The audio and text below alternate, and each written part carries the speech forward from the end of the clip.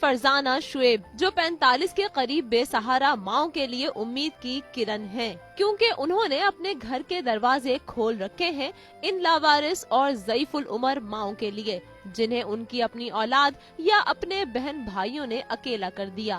زمانے کی ٹھکرائی ان ماؤں کی دیکھ بھال اور کھانا پینا فرزانہ اور ان کی بہو امارہ خود کرتی ہیں۔ میں نا اپنے اللہ سے دعا کرتی تھی کہ یا اللہ پاک مجھے چار دیواری میں کوئی ایسا کام دے کہ میں تجھے راضی کر سکوں۔ ان ماؤں کا کہنا ہے فرزانہ نے انہیں اس وقت چھت فراہم کی جب ان کا دنیا اور رشتوں سے اعتبار اٹھ گیا تھا۔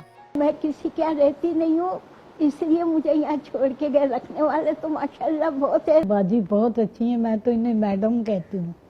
باجی کو بہت پیار کرتی ہیں ہم لوگوں سے، مطلب ہماری ہر چیز کا خیال کرتی ہیں۔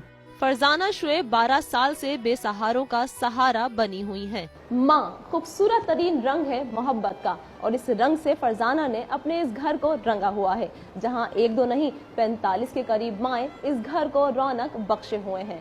صبا ناز، ایکسپریس نیوز، کراچی۔